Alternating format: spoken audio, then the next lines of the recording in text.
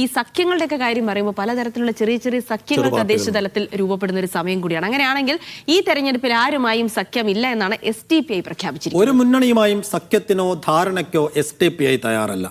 4000 വാർഡുകളിൽ പാർട്ടി ഒറ്റയ്ക്ക് മത്സരിക്കുമെന്നും സംസ്ഥാന പ്രസിഡന്റ് CP ലത്തീഫ് പറഞ്ഞു.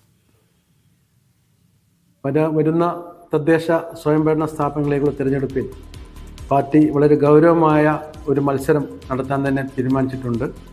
കഴിഞ്ഞ ലോക്കൽ ബോഡി ഇലക്ഷനിൽ 2020 നടന്ന ഇലക്ഷനിൽ പാർട്ടിക്ക് സംസ്ഥാനത്ത് 103 സീറ്റുകൾ ലഭ്യമായിട്ടുണ്ടായിരുന്നു.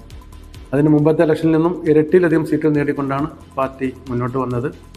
ഈ തെരഞ്ഞെടുപ്പിൽ ഒരു വലിയ മുന്നേറ്റം നടത്താനാണ് പാർട്ടി തീരുമാനിച്ചിട്ടുള്ളത്.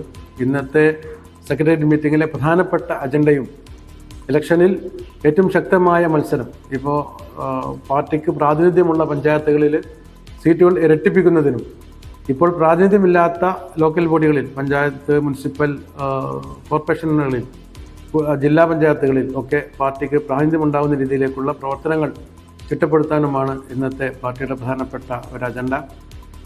4000-ഓളം സീറ്റുകളിൽ പാർട്ടി സംസ്ഥാനത്ത് തെരഞ്ഞെടുപ്പിൽ മത്സരിക്കുന്നുണ്ട്. അതിൽ ജില്ലാ പഞ്ചായത്ത് ഡിവിഷനിലേക്കുണ്ട്.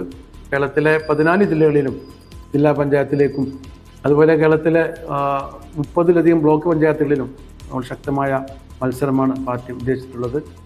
സംസ്ഥാനത്ത് പറഞ്ഞതുപോലെ 4000 സീറ്റുകളിലാണ് നമ്മൾ മത്സരരംഗത്ത് സജീവമായിട്ടുള്ളത്.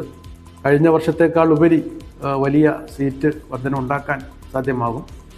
ഇപ്പോഴത്തെ ഒരു പശ്ചാത്തലത്തിൽ പാർട്ടി ഒരു രാഷ്ട്രീയ പാർട്ടിയുമായും ഒരു മുന്നണിയുമായും സഖ്യത്തിലില്ലാതെ തന്നെ ഒറ്റയ്ക്ക് മത്സരിക്കാനാണ് പാർട്ടി തീരുമാനിച്ചിട്ടുള്ളത്. SDPIയുമായുള്ള സഖ്യത്തിന്റെ പേരിൽ കഴിഞ്ഞുകൂടി എല്ലാ പാർട്ടികളും വലിയ തോതിൽ പ്രതിരോധത്തിലാവാറുള്ളതാണ്. അപ്പോൾ അവർ നേരത്തെ തന്നെ അവരുടെ നിലപാട് വ്യക്തമായി. നമ്മളെ പേര് പറഞ്ഞുകൊണ്ട് ഒരു തമ്മിലടിയോ പ്രചാരണമോ വേണ്ട എന്ന് പറയുന്നുണ്ട്. എന്നാലും ഒറ്റയ്ക്ക് മത്സരിക്കാനുള്ള തീരുമാനം പ്രഖ്യാപിച്ചിരിക്കുന്നു. പക്ഷേ തെരഞ്ഞെടുപ്പ് ഒരുക്കങ്ങളൊക്കെ അങ്ങോട്ട് അടുക്കുന്തോറും പ്രാദേശിക സാധ്യതയുണ്ട്. അതെ.